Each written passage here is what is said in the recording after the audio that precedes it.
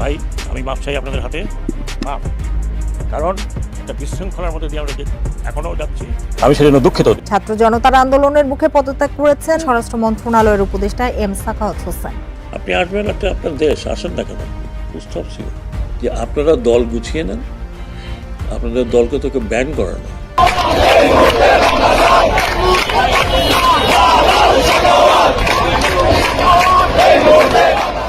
অন্তর্বর্তী সরকারের স্বরাষ্ট্র উপদেষ্টা এম সাখাওয়াত হোসেনের বক্তব্যের প্রতিবাদে বিক্ষোভ মিছিল করেছে বিএনপি ও সহযোগী সংগঠনগুলো। স্বরাষ্ট্র উপদেষ্টা অবসরপ্রাপ্ত ব্রিগেডিয়ার এম সাখাওয়াত হোসেনের পদত্যাগের দাবিতে প্রতিবাদ সমাবেশ করেছে বিএনপি ও সহযোগী সংগঠন। যারা খুনিদেরকে পুনর্বাসন করার জন্য ব্যাকস্টেজে মেকানিজম করছেন, আপনাদের এই প্লটিং এর আমরা 20 দাঁত ভেঙে দিব। আমরা ছাত্র ছাত্রীরা যেভাবে তাদেরকে উপদেষ্টা বানিয়েছি, একইভাবে গদি থেকে ছুড়ে নামাতে আমরা দ্বিধা করব। স্বরাষ্ট্র উপদেষ্টা সহ যারাই অন্তর্বর্তীকালীন দায়িত্ব পেয়েছেন তাদের সকলেরই এই কথাটা সর্ব অবস্থায় মনে রাখা উচিত যে যেই ছাত্র জনতা মিলে আন্দোলন করে গণ অভ্যুত্থান করে তাদেরকে ক্ষমতা প্রদান করেছে, তারা যদি জনগণের ছাত্রদের জনগণের ম্যান্ডেট অনুযায়ী না চলে, তো তাহলে তারাই আবার তাদের থেকে ক্ষমতাকে গদিকে টেনে নিয়ে আসবে। এই বিষয়টা সব সময়ের জন্য মাথায় নিয়েই তাদের প্রত্যেকটা পদক্ষেপ নেওয়া উচিত এবং তাদের সামনে আগানো উচিত। কিন্তু অন্তর্বর্তীকালীন সরকারের স্বরাষ্ট্র উপদেষ্টা যিনি এম সাখাওয়াত হোসেন, তিনি বাংলাদেশের জনগণের যেই ম্যান্ডেট সেটা তিনি না ভেবেই হুটহাট করে একটা কথা বলে দিয়েই কিন্তু তিনি এবার কঠিনভাবে ফেঁসে গিয়েছেন, কঠিন বিপাকে পড়ে গিয়েছেন। কারণ বাংলাদেশের জনগণ এখন অধিকাংশ জনগণই তারা আন্দোলন করতেছে যেখানে শেখ হাসিনা সহ যারা এই হত্যাকাণ্ডগুলোর সাথে জড়িত তাদের ফাঁসির দাবিতে এবং আওয়ামী লীগ এমপি মন্ত্রীদের শাস্তির দাবিতে। সেখানে তিনি কিভাবে বললেন যে তাদেরকে আবার পুনর্বাসন করা হবে, তাদেরকে দল পুনরায় গোছাতে হবে, বিভিন্ন রকমের কথা তিনি কিভাবে বললেন, এটাই কিন্তু বাংলাদেশের জনগণের এখন প্রশ্ন।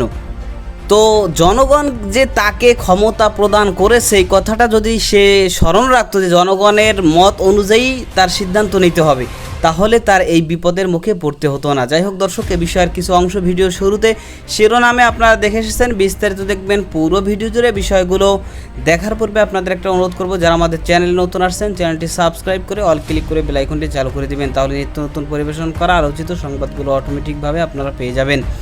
দর্শক চলুন আমরা দেখব যে সাখাওয়াত হোসেন স্বরাষ্ট্র উপদেষ্টা তিনি ক্ষমা চেয়েছেন, তেনার ক্ষমা চাওয়া এবং তেনার পদত্যাগের বিষয়টা সেটা দেখার পূর্বে প্রথমে একটু দেখব যে তিনি সেই বিতর্কিত বক্তব্য দেওয়ার পরে ছাত্রদের নেতা বা সমন্বয়করা তারা তাকে উদ্দেশ্য করে কি কি হুঙ্কার ছেড়েছে, কি তারা বার্তা দিয়েছে সেটা আমরা প্রথমে একটু দেখে এরপর তার ক্ষমা চাও পদত্যাগের বিষয় দেখব।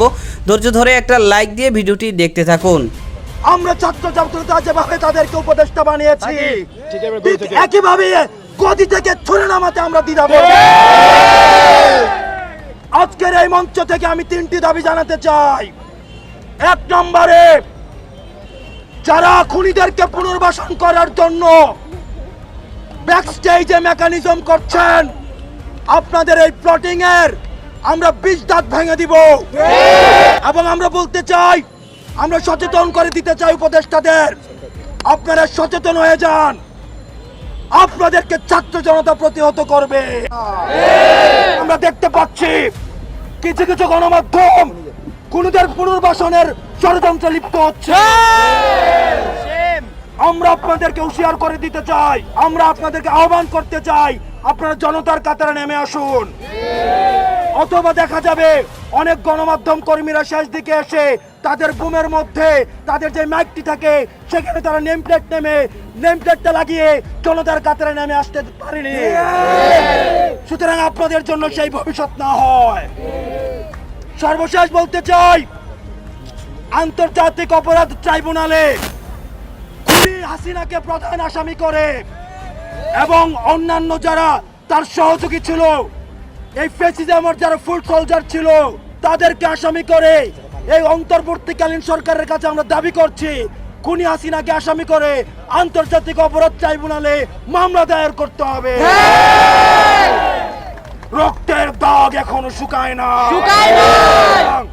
আপনাদের স্পর্ধা হয় কিভাবে? আপনারা জনতাকে অস্বীকার করে খুনিদেরকে পুনর্বাসন করবে।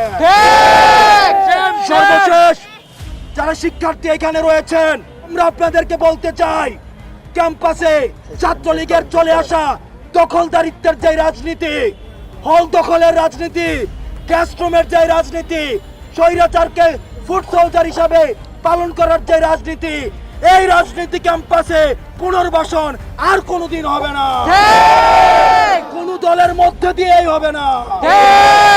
নাগরিকের গণ অভ্যুত্থানের ভিত্তিতে তারা উপদেষ্টা হয়েছে, তারাও যদি কোনো ভুল করে থাকে সেই ভুলটিকে সংশোধন করে দেওয়ার জন্য, সেই ভুলটিকে প্রতিরোধ করার জন্য ছাত্র নাগরিক আবার রাস্তায় এসে দাঁড়াবে।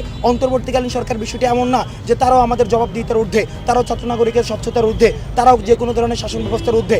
আমরা তাদেরকেও চেক অ্যান্ড ব্যালেন্সের মধ্যে রাখবো। যদিও তারা আমাদেরকে প্রতিনিধিত্ব করছে, তারাও যখন যদি ছাত্র নাগরিকের মতামতের এগেনস্টে কোনো সিদ্ধান্ত নেয়, সেক্ষেত্রে আমরা ছাত্র নাগরিক এই রাজপথে তাদেরকে প্রতিহত করব। জবাবদিহিতা নিশ্চিত করার জন্যই কিন্তু বাংলাদেশে প্রথমবারের মতো এবং সারা বিশ্বে প্রথমবারের মতো কোনো অন্তর্বর্তীকালীন সরকারের মধ্যে কিন্তু ছাত্রদের অংশগ্রহণ নিশ্চিত করা হয়েছে। ছাত্রদের অংশগ্রহণ করা নিশ্চিত করার উদ্দেশ্যটি হচ্ছে সেখানে হচ্ছে অ্যাকাউন্টেবিলিটি নিশ্চিত করা। আমরা জানি অ্যাকাউন্টেবিলিটি যদি জবাবদিহিতা যদি নিশ্চিত করা না হয়, সেখানে কখনোই স্বচ্ছতা সম্ভব না। সেই জায়গাটি যেহেতু ছাত্র নাগরিকের অংশগ্রহণ সম্ভব হয়েছে, আমরা বিশ্বাস করি জবাবদিহিতার দ্বারটি উন্মুক্ত হয়েছে। কারণ গত বছর ধরে জবাবদিহিতার দ্বারটি যেটি বন্ধ হয়ে গিয়েছিল, সেই দ্বারটি উন্মুক্ত হয়েছে এবং তারা কাজ করবে, তারা কাজ করছে। আমরা তাদেরকে সুযোগ দেই, আমরা তাদেরকে অবজার্ভ করি এবং সেই জায়গায় আমরা সচেতন করে দিতে চাই। তারা আমাদের মনোনীত উপদেষ্টা, ছাত্র নাগরিকের গণ অভ্যুত্থানের ভিত্তিতে তারা উপদেষ্টা হয়েছে, তারাও যদি কোনো ভুল করে থাকে সেই ভুলটিকে সংশোধন করে দেওয়ার জন্য, সেই ভুলটিকে প্রতিরোধ করার জন্য ছাত্র নাগরিক আবার রাস্তায় এসে দাঁড়াবে। আমরা তাদেরকে অতি দ্রুত গ্রেপ্তারের জন্য স্বরাষ্ট্র উপদেষ্টার কাছে আহ্বান করব। যদি উনি ব্যর্থ হন, তাহলে উনি সেই দায়িত্ব ছেড়ে দিক। কোনো খনি যেন বাইরে থাকতে না পারে। খনিদের বিচার হতে হবে, দেশের টাকা পাচারকারীদের বিচার হতে হবে, আমার ছাত্র জনতা ভাইদের সুচিকিৎসার ব্যবস্থা করতে হবে, তাদের রক্তের বিচার হতে হবে। যারা তাদের রক্ত জড়িয়েছে এখনো এই দেশে পালিয়ে বেড়াচ্ছে, তাদেরকে খুঁজে বের করার দায়িত্ব আইন শৃঙ্খলা রক্ষাকারী বাহিনীর। তাদেরকে দ্রুত ব্যবস্থা নিতে হবে, দ্রুত তাদেরকে গ্রেপ্তার করতে হবে, কাউকে পালিয়ে যেতে দেওয়া হবে না। আমরা কোনো দেশদ্রোহীকে, যারা এই দেশ থেকে টাকা পাচার করে তারা দেশদ্রোহী, আর কোন দেশদ্রোহীকে আমরা এই দেশে জায়গা দিব না। সজীব ওয়াজেদ জয় সকালে এক কথা, বিকেলে এক কথা, দুপুরে এক কথা, অত কথাই বলতে পারে না। মাথায় সমস্যা, ওকে দ্রুত চিকিৎসার ব্যবস্থা করা হয়েছে এবং অতি দ্রুত তাকে ফিরিয়ে এনে আমাদের দেশের লুটের টাকাকে তার কাছ থেকে নিয়ে তাকে বিচারের মুখোমুখি করতে হবে। কোনো লুটেরা কোনো বিদেশে থেকে বেঁচে যাওয়ার সুযোগ নেই। আমার দেশের টাকা যারাই পাচার করেছে তাদেরকে এই দেশে নিয়ে আসা হবে এবং যারা এই দেশের ছাত্র জনতাকে খুনের পিছনে ইন্ধন দিয়েছে তাদের বিরুদ্ধে ব্যবস্থা নেওয়া হবে। আমাদের সাথে মিশে যাওয়ার কোনো সুযোগ নেই। তারা দেশপ্রেমিক না, তারা দেশদ্রোহী।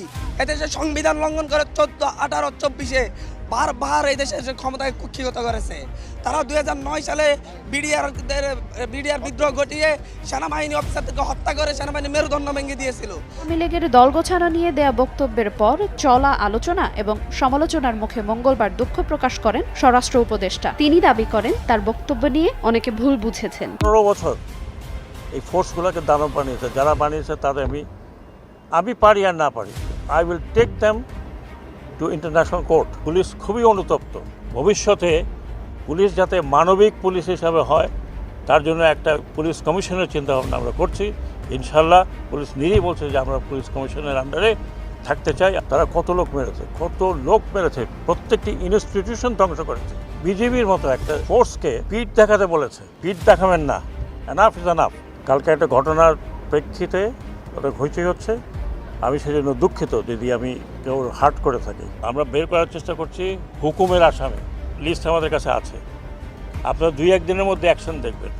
তিনি ক্ষমা চেয়েছেন যে যদি আমি অতি বাড়াবাড়ি কিছু করে ফেলি তাহলে আমাকে ক্ষমা করুন।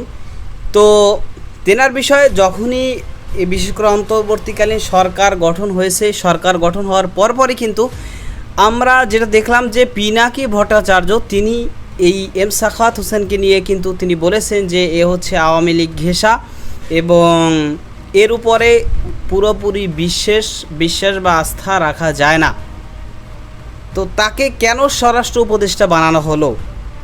পুরো স্বরাষ্ট্র মন্ত্রণালয়ের দায়িত্বটাই তো তার কাঁধে, তো তাকে কেন দায়িত্বটা দেওয়া হলো?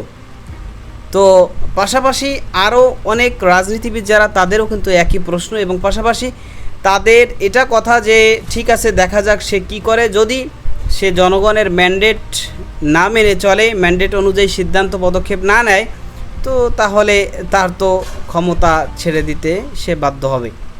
আর যদি জনগণের ম্যান্ডেট অনুযায়ী সে পদক্ষেপগুলো নেয়, সামনে অগ্রসর হয়, তাহলে হয়তো বা জনগণ পিছনের যে অতীতগুলো সেগুলো হয়তো ভুলে যাবে। তো তিনি অন্তর্বর্তীকালীন সরকার গঠনের পর স্বরাষ্ট্র উপদেষ্টা এম সাখাওয়াত হোসেন তিনিই কিন্তু সর্বপ্রথম ভুলটা করলেন, যার কারণেই কিন্তু বাংলাদেশের বিভিন্ন জায়গা থেকে সাধারণ মানুষ, তারপরে বিএনপি, জামাত ইসলামী সহ বিভিন্ন রাজনৈতিক দলের ব্যক্তিবর্গ, তারাও কিন্তু তার পদত্যাগ চেয়েছেন। যে সে এই যে কথাটা বলেছে, সে হুট করে তাকে ক্ষমতার চেয়ার প্রদান করেছে জনগণ, সে জনগণের কি আশা, কি আকাঙ্ক্ষা, কি চিন্তাধারা, এগুলো না ভেবে সে তার মন মতো একটা সিদ্ধান্ত দিয়ে দিল, একটা মন মতো কথা বলে দিল, সেটা তো চলবে না। তার কথাবার্তা খুব হিসাব করে বলতে হবে। শুধু তার নয়, সকলেরই বর্তমানে, বিশেষ করে বর্তমানে দুই উপদেষ্টা, তথ্য ও প্রযুক্তি বিষয়ক এবং ক্রীড়া মন্ত্রণালয়ে যিনি রয়েছেন, এই দুইজন যে উপদেষ্টা রয়েছেন যারা সমন্বয়ক ছিলেন, তো তাদের ব্যাপারে কিন্তু মানুষের এখন প্রশ্ন যে তারা কি করে, কিভাবে তারা তাদের যে দায়িত্বটা সেটা কিভাবে তারা গ্রহণ করে, তারা সামনে কিভাবে কি করে, মানে তাদের বয়সের সাথে তাদের যে স্থান, এটার তো একটু সামঞ্জস্যতা একটু কম রয়েছে। তো সেই কারণে তাদের কিন্তু খুব চিন্তা ভাবনা করেই সমস্ত সিদ্ধান্ত নেওয়া, এবং মিডিয়ার সামনে বিশেষ করে খুব হুঁশিয়ারের সাথে তাদের কথা বলতে হবে, যাতে করে কোনোভাবেই তাদের নিয়ে কোনো ধরনের কোনো বিতর্ক তৈরি না হয়। তো তাহলেই আমরা সামনে এগিয়ে যেতে পারবো, এবং সামনে যেই পরিকল্পনাগুলো রয়েছে সেগুলো বাস্তবায়ন করা সম্ভব হবে। কারণ অসাধু যারা রয়েছে বর্তমানে, যারা এই শান্ত পরিবেশ এবং স্বৈরাচার মুক্ত বাংলাদেশ এটা চায় না, তারা কিন্তু পিছনে হা করে তাকিয়ে আছে যে কখন একটা সুযোগ আসে, সেই সুযোগেই তারা সদ্ব্যবহার করবে। যেরকমটা আজকে সমন্বয়কদের কয়েকজন বললেন যে বঙ্গবন্ধুর মরদেহ রয়েছে টুঙ্গিপাড়ায়, তার মাজার হচ্ছে টুঙ্গিপাড়ায়, সেখানে গিয়ে সম্মান প্রদর্শন করতে পারেন, সেখানে গিয়ে তার কবর জিয়ারত করতে পারেন। কিন্তু ঢাকায় যেই বাড়িতে তাকে হত্যা করা হয়েছে সেই বাড়িতে আসার কি প্রয়োজন? সেখানে এসে কী করবেন? সেখানে এসে শ্রদ্ধা জানানো মানেটাই তো এটা, যে এইটাকে কেন্দ্র করেই একটা বিশাল অরাজকতা তৈরি করবে। তো ইতিমধ্যেও আমরা সারাদিন দেখলাম যে ধানমন্ডি 32-এ বিভিন্ন জায়গা থেকে মানুষ আসার চেষ্টা করলেও তারা আসতে পারেনি, বা যারা আসছে তারা বিভিন্নভাবে জনগণের কাছে হেনস্থার শিকার হয়েছে, এবং অনেকেই কিন্তু যারা এই সে বাড়িতে গিয়েছে তাদেরকে মেরে ধরে, তাদের জামা কাপড় ছিঁড়ে, এরপর হাত পা বেঁধে তাদেরকে কিন্তু রেখে দিয়েছে। তো যাই হোক দর্শক, যে বিষয়গুলো আপনারা দেখলেন সে সম্পর্কে আপনাদের মতামত কি সেটা কমেন্ট সেকশনে জানাবেন। ভালো থাকবেন, সুস্থ থাকবেন। আজকে পর্যন্তই। আসসালামু আলাইকুম রহমতুল্লাহ।